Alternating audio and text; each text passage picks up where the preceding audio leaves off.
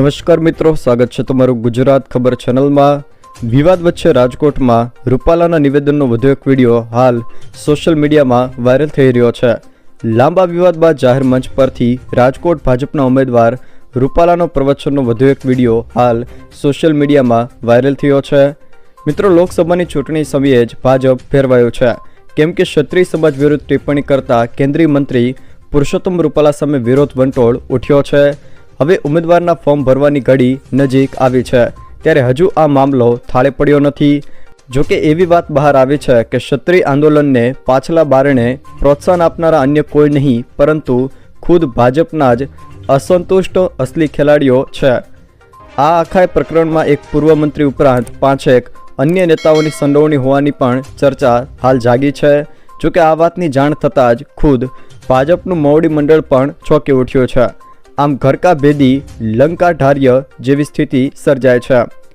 કેન્દ્રીય મંત્રી પુરુષોત્તમ રૂપાલાએ ટિપ્પણી કરતા આખા ગુજરાતના ક્ષત્રિયો રોષે ભરાયા છે।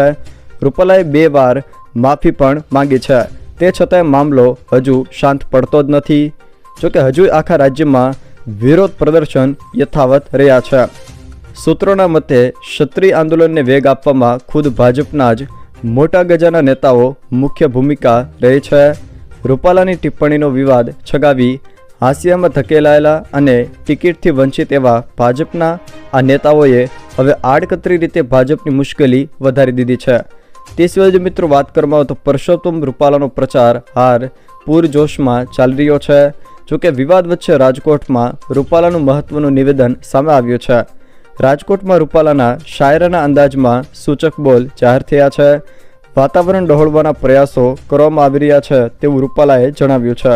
જોકે તમામ કાર્યકરોને સાચવીને કામ કરવાનું સૂચન આપ્યું। સંયમથી કામ કરીને પોતાના પર વિશ્વાસ કરજો। જોકે વિવાદ બાદ પહેલીવાર રૂપાલા ખુલીને બોલ્યા છે। લાંબા વિવાદ બાદ જાહેર મંચ પરથી રાજકોટ ભાજપના ઉમેદવાર રૂપાલાનું પ્રવચન હાલ વાયરલ થઈ રહ્યું છે। વાતાવરણ ડહોળવાના પ્રયાસો થઈ રહ્યા છે। તેઓએ જણાવ્યું હતું કે મારી 2 હાથ જોડીને વિનંતી છે કે ધૈર્ય અને સંયમથી કામ કરજો। 16 મીએ આવેદનપત્ર ભરવાનું છે અને 7 મેના રોજ મતદાન કરવાનું છે। આમ રૂપાલાનું હાલ આ નિવેદન વાયરલ થઈ રહ્યું છે। 16મી તારીખે ફોર્મ ભરવાનું છે અને 7મી તારીખે મતદાન કરવાનું છે। આ બંને કાર્યક્રમોને ઉત્સવના વાતાવરણમાં બનાવવા માટે આપ સૌ કાર્યકર્તાઓ કાર્ય રચનાના માધ્યમથી જોડાશો એવી મને પાકી શ્રદ્ધા છે।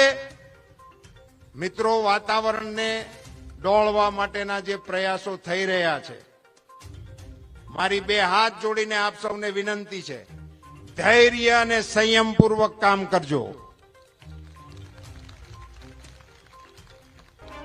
મને આપ સૌ ઉપર ભરોસો છે, રાજકોટ લોકસભાના મતદારો ઉપર ભરોસો છે અને મને કહેવા દો, ફાનુસ બનકર जिसकी हिफाजत हवा करे वो शम्मा क्या बुझेगी जिसको रोशन खुदा करे।